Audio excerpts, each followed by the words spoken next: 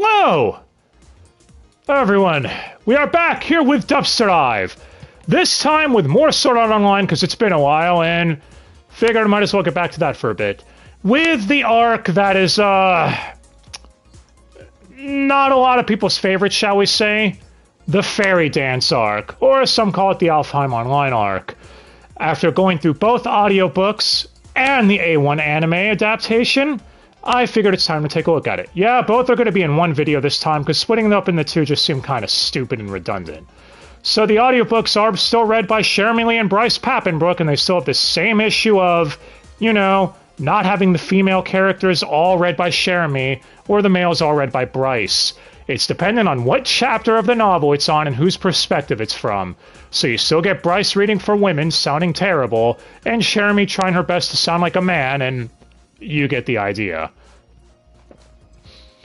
Also, we're going to get into should have been in this novel in the beginning instead of Jeremy Lee. I don't mind Jeremy Lee reading for everyone. It's just this arc follows one of the main characters of it is Suguha, Kirito's younger sister. We'll get into that, trust me. But she's voiced by Cassandra Lee Morris in the anime, who you don't know as Tiger from Toradora, a Best Girl, or Morgana from Persona 5. So my question is, why not get Cassandra Lee Morris to voice her in the audiobook? You could have gotten her to read for these two, you know, the duology, since she is effectively the main character of these novels, more or less. But that's neither here nor there. So, Fairy Dance. Last time we left off with Kirito conquered SAO, and him and Asuna survived the death game as the virtual world collapsed. Kirito woke up, thinking it's time to go see Asuna. It's been 2 months since then, and now the Fairy Dance arc would deal with themes of oppression and freedom! How does it do? Well, let's begin. The anime adaptation opens with Kirito having nightmares where he's with Asuna, but she happens to disappear in the nightmare, having him wake up going, Asuna! Roar! I already mentioned who Kirito and Asuna and all them were voiced by, so characters that I've already listed the voice actors for, I'm not going to bring them up again because that'd be redundant. If you want to know, well, I'll try putting a link to the playlist of SAO in the description of the video on YouTube. But yeah. Anyways, this scene actually did not happen in the novel until a bit later. I guess they wanted to open it up here just to be, you know, identify with Kirito right away. But, yeah. Anyways, after he wakes up, we cut to Suguha, his younger sister, which, that is a best girl. Fight me. As she's, thinking about her feelings towards Kirito. This is about to get very, very awkward. Trust me, those who know this arc are aware. Anyway, Kirito shows up. I know his name is Kazuto in the real world, but for simplicity, I'm gonna refer to them as their game names, because, you know, otherwise I keep flipping back and forth, it would be here all year. Anyways, he shows up wanting to face her in Kendo. You see, he used to practice Kendo when he was younger, and Suguha was a finalist or semi-finalist in a tournament. So, she's excited at the prospect of fighting him in Kendo again, thinking it was something they could bond over. As they fight, she ends up winning the duel, which I'm actually really glad about because, yeah, one, Kirito's muscles have been... He's in rehab, basically, to get his shit back together with being stationary in the real world for so long. And two, someone who's been practicing a sport for copious amount of years would naturally have an advantage of it, or at it. I do find it funny that in the audiobook version, Jeremy Lee, as the reading for Suguha, says Kirito only practiced for 2 years, from 7 to 8 years old. Don't you mean from 7 to 9? But yeah. Kirito also demonstrates he still has habits from SAO, like trying to put the kendo sword on his back, so... I don't know, I thought that was interesting. It's revealed Asuna hasn't woken up yet and is still in a comatose state. So, yeah. Kirito had found out where she was after waking up by talking to a Ministry of Affairs dude, giving him information on SAO and what happened in there, in exchange for the hospital she was staying at. So, he ends up going to visit her. This is all exposited to us, by the way, him telling us about the Ministry Affairs dude. But upon visiting her, he ends up talking to her dad, who's voiced by Keith Silverstein. I think I mentioned that in the movie, Progressive. So...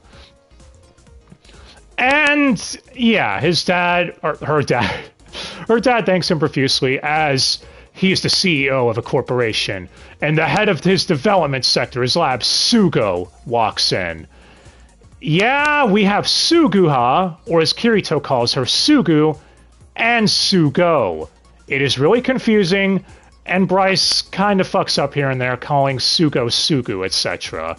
But whatever.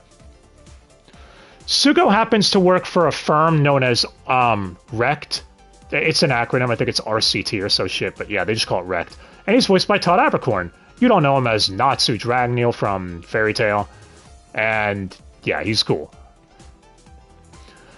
But yeah.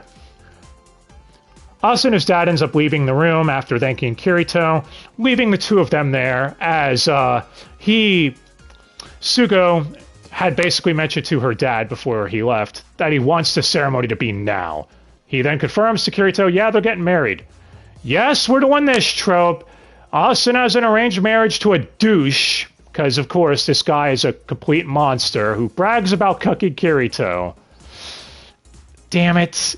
I hate this trope. I've mentioned that before. Anyway... He reveals to Kirito that Argus, the developers of SAO, have gone bankrupt, and Rect are the ones who took over the SAO research. So the people that are still comatose, roughly 300 or so, fall under his jurisdiction, including Asuna. He states the wedding is in a week. Have fun, Kirito. I don't remember them mentioning the wedding date in the novel, but there we go.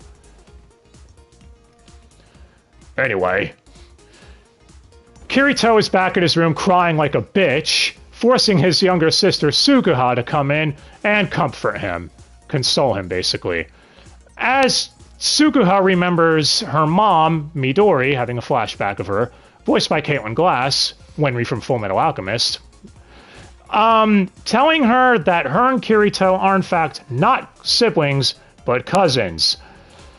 Suguha wishing she never knew this because now... that they're not siblings, she's free to fall in love with him. So cousins are okay. You know what? Why the fuck not? Sure. I don't even want to argue with the damn anime points. In all fairness, this goes with the theme that this arc is trying to set, that you should be free to love whoever instead of being shackled down by shit, but I think there was a better way to go about this than Alabama. Abalama? I think it's funny that Suguha's mother, Midori, went on about how Kirito built his first computer when he was 6 years old.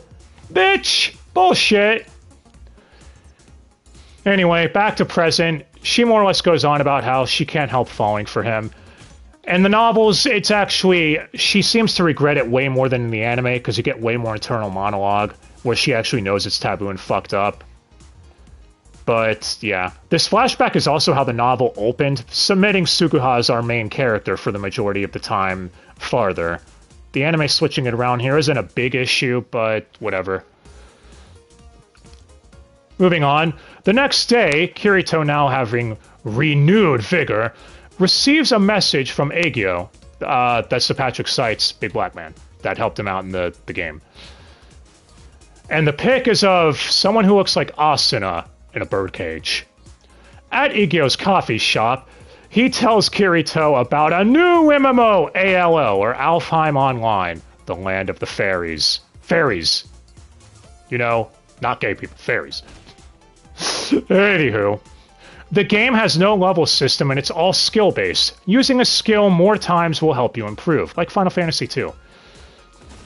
And yeah, it turns out Asuna is the character or person in that picture.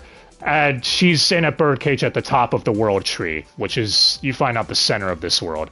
And of course, Rect are the developers, meaning Sugo is definitely involved. But player death is a-okay in this world, because you see, you just respawn from the start.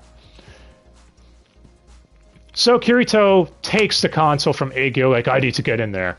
And on his way home, or when he gets home, has a moment with Suguha, thanking her profusely for helping him out, getting him out of his funk. as he heads upstairs into his room going online. But yeah, moving on from that, Kirito chooses the race Spriggan as his appearance. There's 9 races to go for. This is where this thing really gets fucky. So apparently your appearance is randomized unless you pay to reroll. Real money to reroll your appearance in an MMO, and they claim it's top selling. Bullshit! How many people actually believe that? And this is in 2025 when this takes place, where they claim MMOs have cornered the market, and that TV consoles are definitely the minority now, because everyone's moved to MMOs. Bullshit. It's because no one could find a PS5. That's why they're the minority. Anyway, jokes aside, this is really fucking dumb and shows Reki Kawahara doesn't understand much about how this works. But yeah, he spawns into the game, falling to the ground, as he quickly finds out after recovering from his fall that he kept all of his stats from SAO. Why? We'll find out in a second. He's even able to summon Yui, the fairy thing that called him her father from SAO. Fan-fucking-tastic. Alright, I'm not going to be negative the whole time. There are always aspects I like about this arc. I think the setup is at least interesting for the most part. And this world of ALO is distinct enough from SAO to feel a little different. But yeah. Yui explains that she is able to help him and be what's called a nav pixie in this universe and connect slightly to the system, because ALO was built on the remains of SAO, more or less, is the best way I could describe it. Remember, they took over the SAO research. So she also told him that the reason he didn't spawn in a village like you're supposed to when starting this game is because his data was corrupted. In the novel, she says it's because someone in his vicinity logged on at the same time. Foreshadowing. Anyway, she goes on to tell him there are other players nearby. Now, with Lifa, who's voiced by Cassandra Lee Morris. Okay, I'm just going to tell you now, this is Suguha. It's fucking obvious in the anime adaptation, especially. I'm going to call her Lifa from now on, by the way, because that's the majority of what they call her because of her game name. But yeah, so we're with this character, Lifa, Kirito's sister, and her friend, Rekon, voiced by Mariam Miller, Little Karibo's wife, who voiced the main villain from the FMA Conqueror Shambhala movie. But, yeah. Anyway, they are sylphs being attacked by salamanders. They didn't have Todd voice a salamander. Fairy Tail was already 48 episodes in at this point, you fuckers. Well, Rekon is toast as he gets murked real quick, and the salamanders are voiced by Keith Silverstein, because, of course, and Vic Mignogna! Hells yeah! Let's get our work in here. And, yeah, they're basically hunting down Lifa, because the salamanders and sylphs are at war.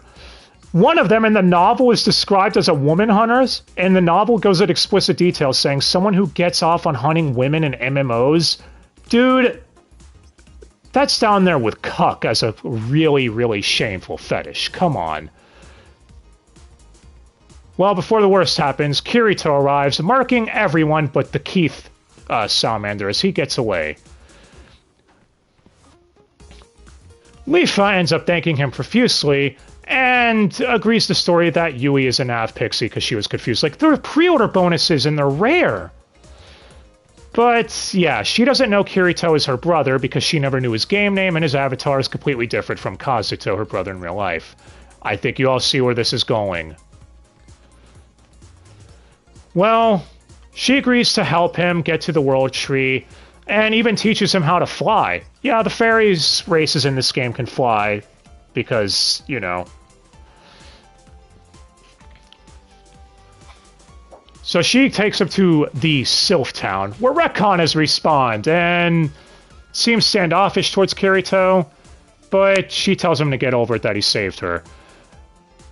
As she was 100% convinced to help him conquer the World Tree to pay him back, or at the very least help him get there. She thinks that it's really difficult to conquer it, because anyone who conquers it is said they will become a true fairy. Kirito says he needs to get there to find somebody. Well, after they have a talk for a bit, again, just same shit, her agreeing to help him, she ends up logging out after expositing a little more how the world works, which is just the same shit I told you all. Lifa, in her bed as Suguha, starts to think that she's having a small attraction to Kirito in the game. Oh, this is about to be really silly. Cut to Asuna in the birdcage as Sugo arrives under his avatar name Oberon. Get it? King of the Fairies, the Shakespearean play Midsummer Night's Dream. Yeah, if anyone wants to call DMC Squared Shakespearean writing, SAO, eat your heart out. But yeah, he arrives taunting her, saying that this is all an experiment, so he can try taking control of people's minds as they're playing his game unsuspectingly. That's why he abducted some of the SAO players too, for experimentation. He wants to sell it off to an American corporation. My money's on Sony. They're American now, right? They'd buy this shit. Or EA. But yeah, after taunting her for a bit, he ends up leaving the room, putting a code in the door, and is like, I'm out, yo. Afterwards, we have cut back to Lifa, where she explains she wanted to get into VR MMOs to see why her brother was so big into them. In the novel, it's explained Retcon was the one who introduced her. That scene is completely cut here because fuck Retcon, I guess. Damn it, A1 Pictures. Oh, trust me, I'm going to be saying that a lot later. But Retcon seems to really like Lifa, and if you want my opinion, I'd let the geek get the girl. Anyone who gets that quote or knows where it's from is cool, in my book. Anyway, in the present, she tells him at school she's planning to guide Kirito to the World Tree, which is in the town of Alm. Or in the anime, it's pronounced Arm. Those pesky R's and L's, man. I'm just going to call it Alm from now on, because that's what the novels did. And they came out after this, so, you know. Retcon is standoffish, but he can't really say anything. As Lifa gets back on the ALO with Kirito, she takes him shopping, which is when they meet up with Sigger. Who's Sigger? A sylph guy who's a party leader, and he's kind of a dick. He's voiced by Tony Oliver. You know him as Minato from Naruto, as well as Ukiura from Bleach. So hyped for that final season, man. And yeah, he's a dick. He's like, why are you leaving our party, Asuna? You can't do that. Our reputation's at stake. In the novel, it's explained that women are rare players, so they're based on their pop idol status, basically on how hot they are, and nothing else. What makes this fall apart is the sylphs are led by a woman, as are the Kate Sith race. Unless they're so hot, they supersede all fighting conventionality. I mean, hey man, a lot of Sims, that's all I'm saying.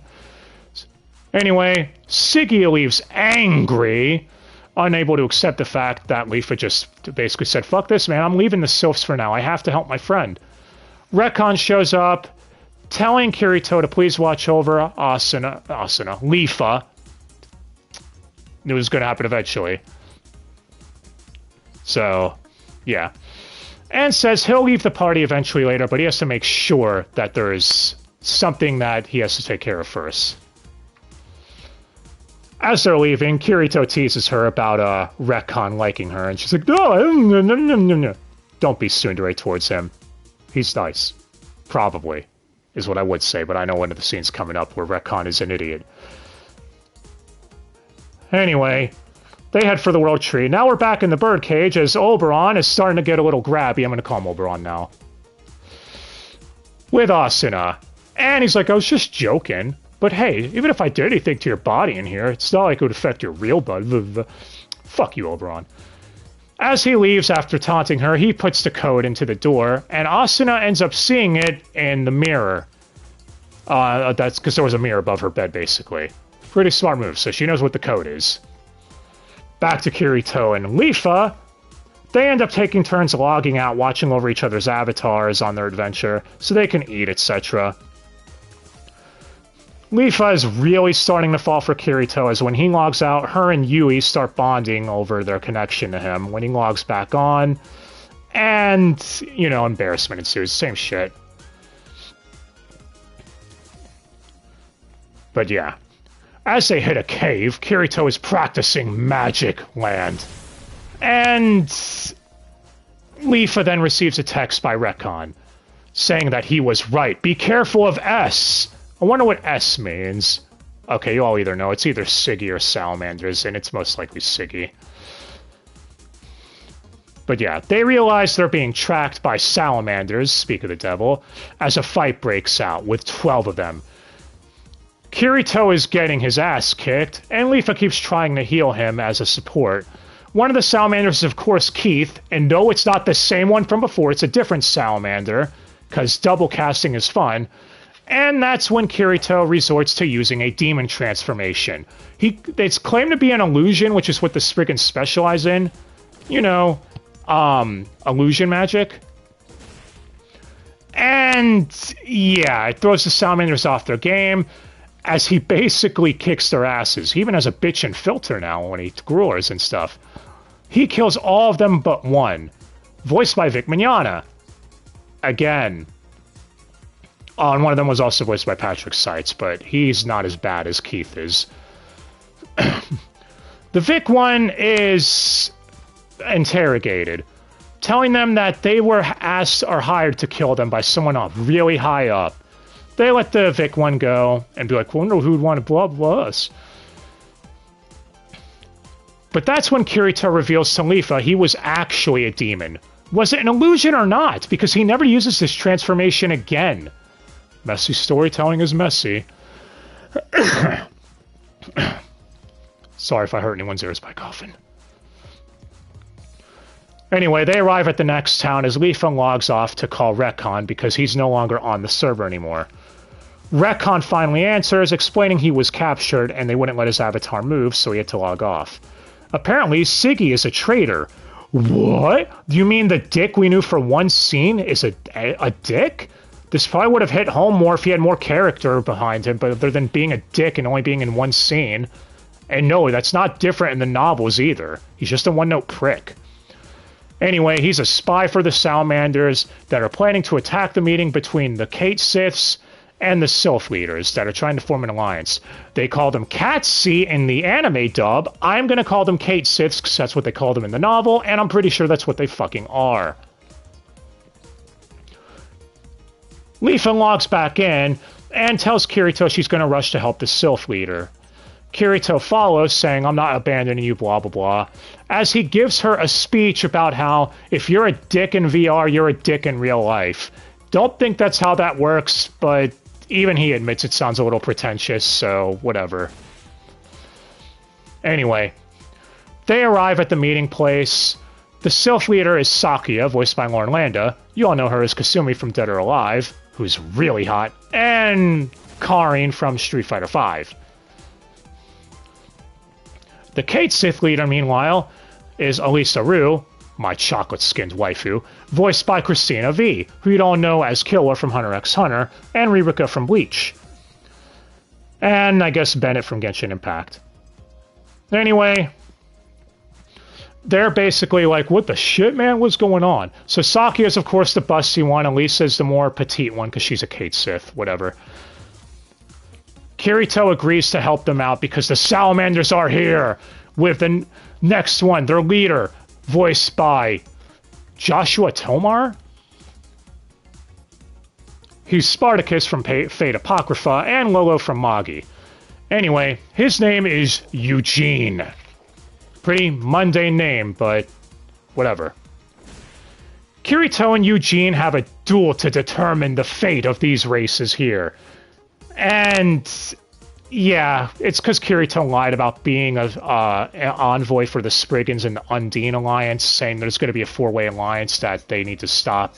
The Salamanders better leave them alone. Eugene doesn't believe them unless they fight, and he even wields a demon blade that could phase through stuff, so you can't block it.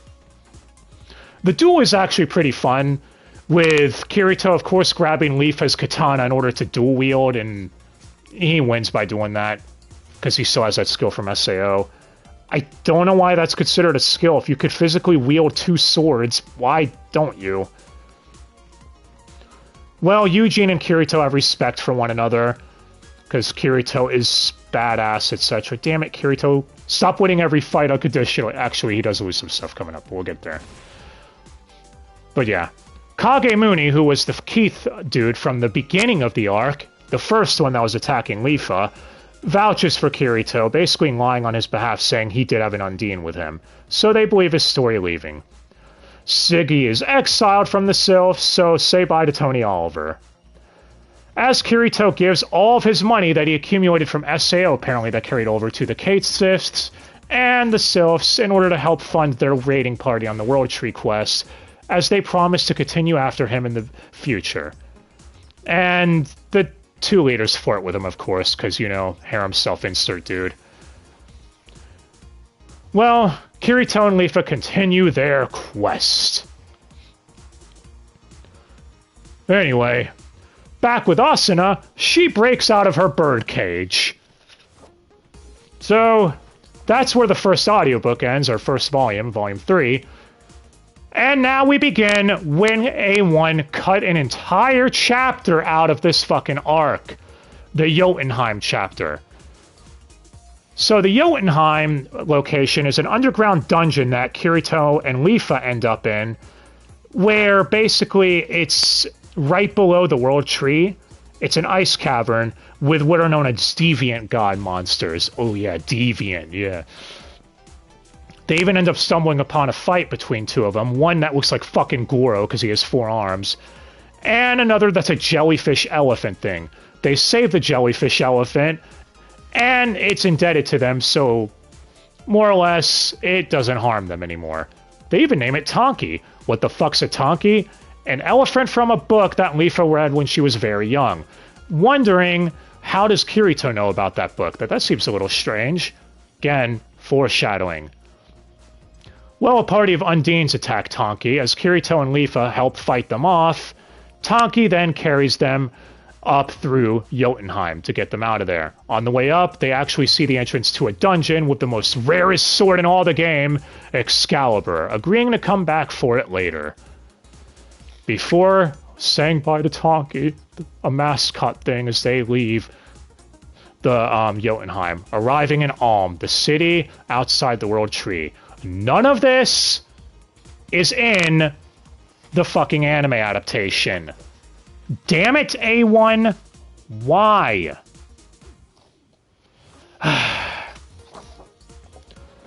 Again, this actually has foreshadowing in it too and gives more character development to Leafa and Kirito getting closer, as well as the whole Excalibur thing kind of being mentioned later. Anyways, so in the anime, they just arrive in Ulm and are like, wow, we finally made it after all this trouble. Whatever. Cut to Asuna. She's wandering through the lab. Kirito and Leafa arrive at the hospital to visit her body in real life, because Kirito wants to visit her one last time. You know, basically in the real world before he goes to try rescuing her again, because the game servers are shut down for maintenance. And the scene before that, though, also doesn't make much sense in the anime adaptation. So before they leave, Leafa walks in, and she's really exhausted, and Kirito basically splashes water down her back to wake her up. The thing is that it makes sense in the novels, because when they were in Jotunheim, Kirito was starting to fall asleep because they were afraid to log out in the middle of a dangerous dungeon, not knowing what would happen to their avatars. So when he was falling asleep, Leafa took ice and basically rubbed it on his back to wake him up. So he learned how to do that and is like, you know what, I'm going to fuck with my little sister to do that, blah, blah, blah. Troll the shit out of her. You get the idea. Anyway, they arrive at the hospital. Meanwhile, in the game world, Asuna is in the lab when a Tony Oliver and Vic Mignogna tentacle monster pair show up. And the segues from the hospital to the lab are atrocious in the anime. It literally goes from Leafa introducing herself to Asuna's comatose state, saying, I'm, you know, Kazuto's little sister, to a tentacle monster getting grabby with Asuna. No, it does not do this in the novels. The novels consistently stay on one thing all the way through Asuna's escape attempt, and then the next chapter opens up with them going to the hospital like this. What the fuck, A1? You know what? A1, get on the short bus. You deserve it. Anyway, Vic's monster tries getting a little tentacle grabby with Asuna, and she bites him before he could do anything. He's disappointed the fun had to end as they're ordered by Oberon to return her to her cell and change the code. He even tries saying, if you escape again, let's have fun. Man, I never knew Vic was an Asuna fanboy, but here we are. Jokes aside, I've seen a lot of people get a little pissed off about this scene, blowing it way out of proportion in my opinion. Guys, come on, it's just an anime. Relax. Well, back to Leafa. She leaves the hospital with a broken heart, jealous of Asuna, because... Alabama. I can't say anything about this one, to be honest. As we see that Asuna managed to also steal a key card from the Vic Mignogna monster and keeps it in her cell with her. Well, Leafa thinks logging back on and talking to Kirito will help, as she tells Kirito, the Avatar, her heart was broken in real life, as Kirito gives her a pep talk saying it's okay. I'm here for you. But now that we're in Alm, what are we gonna do? Well, you can't fly to the top of the world tree because there's a flight limit that won't let you up there. So, what do? That's when Yui speaks up saying she senses Asuna at the top of the world tree, forcing Kirito to fly to the top of it without even thinking. He doesn't make it, though, because he hits a barrier before he could get up there. Yui somehow uses her technology to scream Asuna's name, and Asuna, having faith, just throws the keycard she just obtained down to them.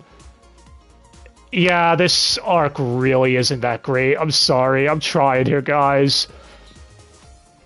Kirito catches the keycard before flying towards the tree's entrance, wondering what this card is, as Yui reveals it's an admin access card. So, they need a terminal, but they can access shit. Kirito's like, oh, okay. Well, I'm gonna rush you to the tree. Sorry, Leaf, I'm leaving you alone. As he heads in and tries taking on an army of Death Knights, with the quest voice that's challenging him voiced by Keith Silverstein again. Damn it. To be fair, the voice acting isn't bad in this arc. You could tell these voice actors are definitely a decade younger, though. They've definitely improved since this arc, is all I'll say. Well, Kirito nearly dies before Leafa rescues him, and they end up escaping the tree. Kirito, though, says he needs to go back because he has to save Asuna, which is when it clicks for Leafa, and she realizes the Avatar is her brother the entire time. She logs off crying as Kirito follows her. And yeah, apparently no one can recognize voices. Again, you two are related. Did any of you not recognize the voice of your cousin, sibling, whatever the fuck? Whatever. In IRL land, Leafa confesses to her feelings to Kirito, and it's honestly a really good dubbed scene, even if the subject matter is this. She believes that he avoided her for all these years and even went into SAO because he knew they weren't related when he found out when he was much younger and didn't know how to deal with it, which Kirito more or less admits is somewhat true. He thought he was lied to, so he figured he'd go to MMOs because no one tells the truth on there and you don't know anything about anyone. I guess that makes some form of sense. Anyway, he said after getting out of SAO, he wanted to get closer to Leafa, so he tells her to meet him inside the game as he leaves. After crying for a bit, she logs back on, meeting Retcon and And Retcon tries consoling her, saying he's in love with her, before coming on to her a bit strongly. Damn it, Retcon, I was in your corner, man, you fucking idiot. Well, she rejects his advances because he's an idiot, and she then agrees, or basically pats him on the head, basically saying, thank you for helping me. You did give me the strength, at least. I'm not going to be sulky anymore. as she heads off to fight Kirito, challenging him one more time, no holding back. Get all the feelings on the table. They fight to a tie, neither of them wanting to hurt each other. And they apologize to each other as well. Well, it's time for the climax. Yeah, we're already approaching the end of this. Thank fuck. Leafa and Retcon agree to help Kirito conquer the World Tree. As the Guardian Death Knights, we find out, spawn infinitely, making this quest next to impossible to complete because you're not supposed to complete it. But hey, I'll say this, the spells are all said in a made-up language, and the voice actors have to actually say it convincingly and coherently. That's so... nice job. Good job, guys. Retcon even uses a sacrifice spell, blowing up himself along with all the Death Knights, and I don't think we ever find out what happened to his avatar. What was the punishment he had to face? Because I'm pretty sure his avatar respawns at the end of this. Anyway, Sakya and Elisa arrive with the Sylph and Kate Sith raiding party as they all help Kirito get through the gate. The problem is, though, is Kirito is now having the dual wield. Leafa throws him the katana, and yeah, he's able to get past the Death Knights to the gate. The real issue is that the gate won't open until he remembered the card he got from Asuna. Yeah, you all knew it was going to come in here. But it means the tree quest was unbeatable regardless. It was never meant to be beaten.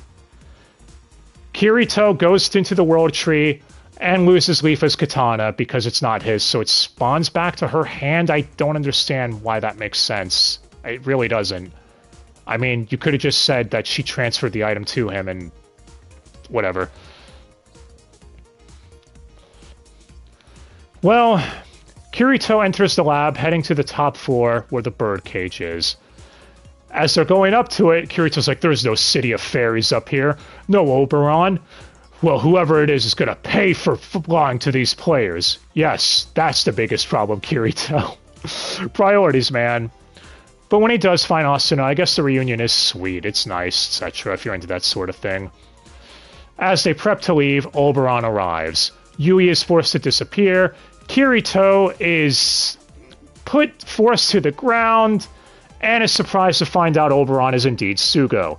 No one can tell voices, apparently. And again, did he not think Sugo was involved? Well, he pins Kirito to the ground with his own sword, Kirito's own sword, and forces him to watch as he tries defiling Asuna. You know, just like that Griffith guts scene in the Berserk manga.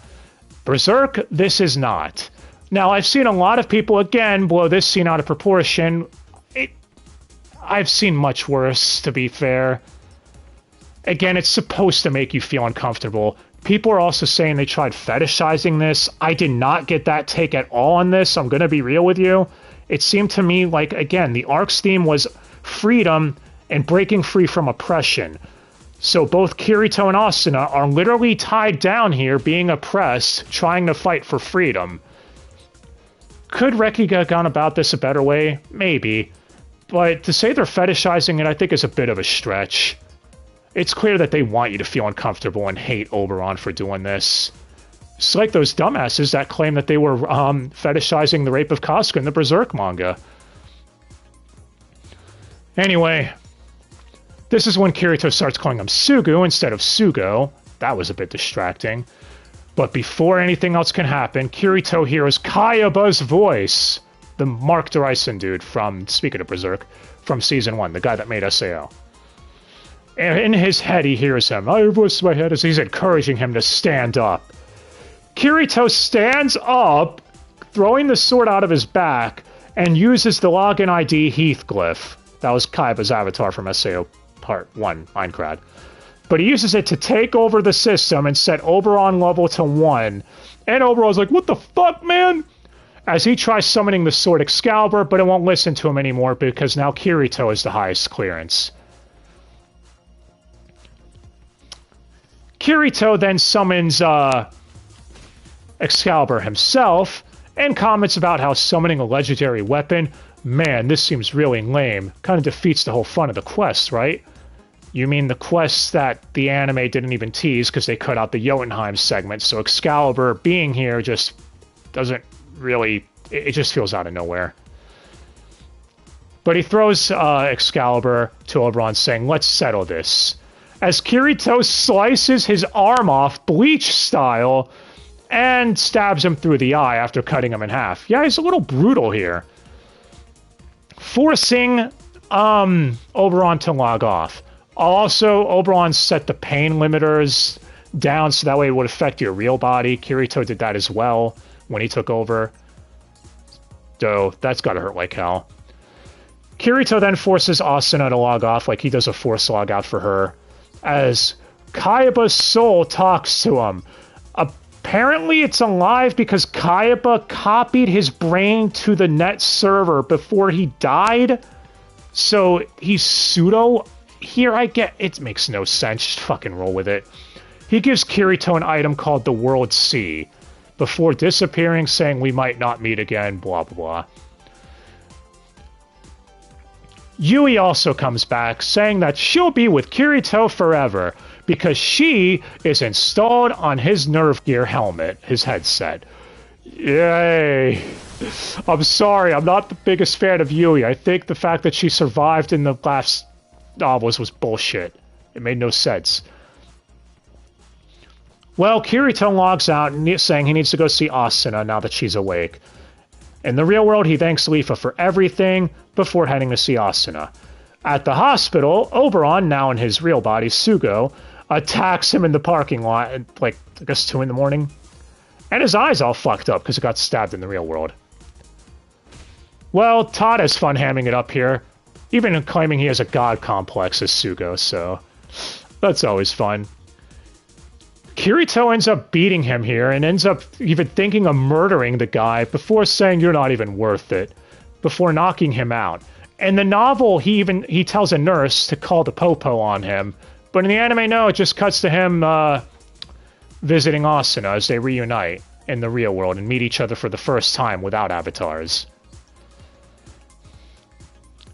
Now, cut to some time later, they're at a school for SAO students that have fallen behind because they lost 2 years of education by being an SAO. With the teacher being Keith Silverstein again?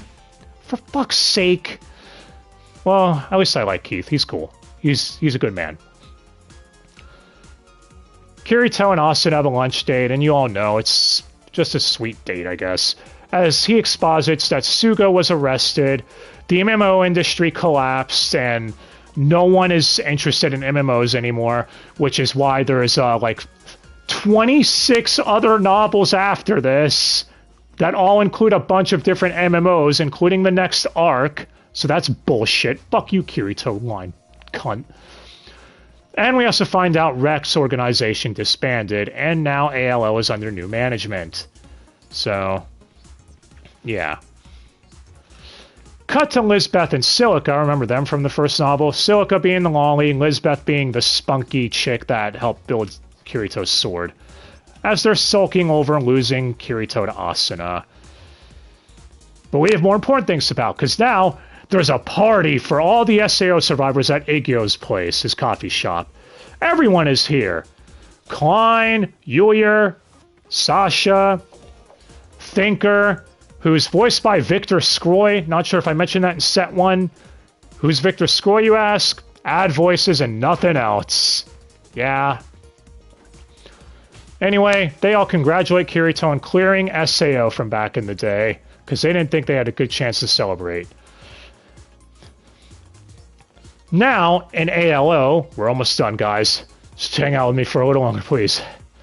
It's a marathon. Kirito and Leafa are talking. And, yeah, they even have a dance. Yes, they dance together. Leafa thinking this is the last time she'll get to spend a moment like this with Kirito, because she can't join him, for she wasn't the one who cleared SAO with him like everyone else did. Kirito assures her that it's fine. She could stay with them. As the World Seed, we find out actually around this point, is actually a program that lets anyone develop their own virtual world. And I believe they also use it here to spawn Einkrad in ALO. I say that because I'm not sure if they used the World Seed to summon Aincrad or if they just recreated themselves in ALO. I don't think it's really clear. But either way, Aincrad spawns. As Kirito claims, he's going to conquer it for realsies this time from level 1. He even reset his level to do it legit. Because if you remember in Aincrad, he only got to 475. Leafa vows to clear it with him, as everyone urges them to hurry it up and head to Aincrad. So they all head there together. That's the end. Holy shit. My thoughts on the Fairy Dance arc. It's not very good, in my opinion. Oh, it's not the worst thing ever, but I see people agree that this is one of, if not the weakest arc of SAO. And the first time I remember seeing it 9 years ago when it aired on Toonami, holy shit, so long time ago. I remember not enjoying it that much either then. I will say the novels are definitely better. A1 really fucked up skipping chapters, having awkward segues during the tentacle scene. Why? That was unnecessary and just made things messy to follow. And apart from that, not getting the inner monologue of Asuna as her mind is slowly being broken down by Sugo, you lose a lot of that in the anime. Which is weird because I was praising A1 for how well they adapted Aincrad, in my opinion. But yeah. Also, the Leafa falling for Kirito thing, the fact that she's like, oh, we're only cousins, it's okay then. I guess he was trying to go for maybe, you know, freedom of loving whoever, but he really should have made it they were raised as siblings, but they were really childhood friends instead. That probably would have made it a little easier to, you know, not feel awkward about. But all I could say is, if Leafa was my cousin, I'm going to Alabama. Alright, I'll be serious. So, yeah. Leafa's a fun character, though. I actually don't mind her. She is definitely the main of this arc, and she does at least get some development by the end. I still think it's a little clumsily handled, though. That being said, ALO definitely could have been better. Oberon was nowhere near as good of a villain as Kaiba. Kaiba was fun. He was, you know, typical warrior dude, but I still enjoyed him. Probably because he was also Mark DeRison, and you all know I'm a mark for Guts from Berserk, so... Actually, I don't think his avatar was Mark DeRison. Whatever. The point I'm getting at is, Oberon, I know Reki was going for a different kind of villain, the slimy businessman type, but yeah, outside of Todd hamming it up, I just got nothing from this villain. He just seemed really boring to me personally. I don't hate this arc, but I do see why people think it's the weakest one. If you're going to check it out, my recommendation is read the novels, or go to Audible and just listen to Jeremy and Bryce read it to you.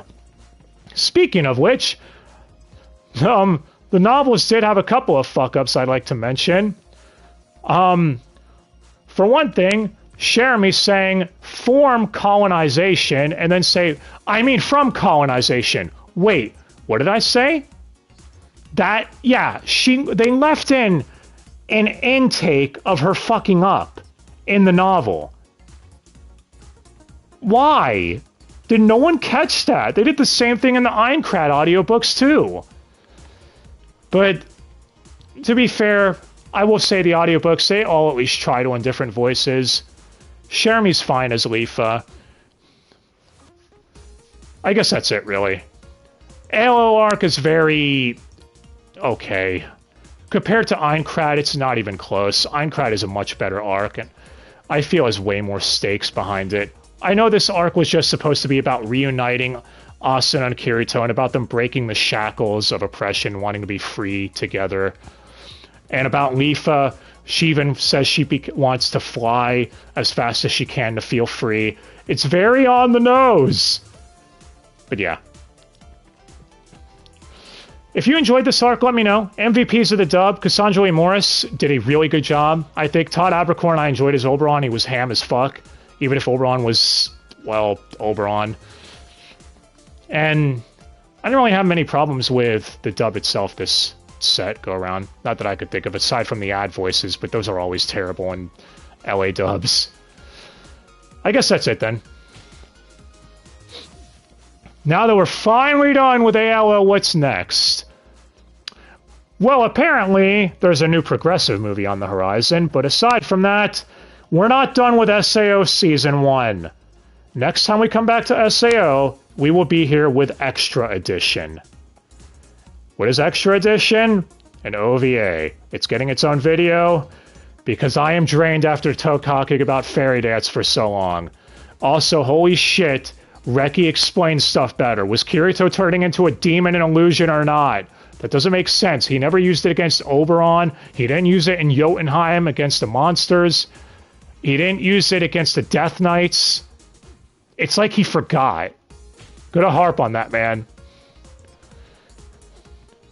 But yeah, if you like this arc, let me know. If you hated it, let me know. Still think people overreacted about the, you know, those scenes. But yeah, that's just me. Hope you guys have yourselves a fantastic day. Thank you for joining me for the adventures of Kirito and friends. Damn it, Kirito, stop being a dick. And A1, stop fucking up your adaptations. I know that's an impossibility, which is why I'm definitely terrified of Marshall. But yeah. Thanks again for joining me, ranted about this. Hope you all enjoyed. Please let me know if you did. Like and all that. Till next time, guys. Have yourselves a fantastic day. And we'll be back. Okay, order!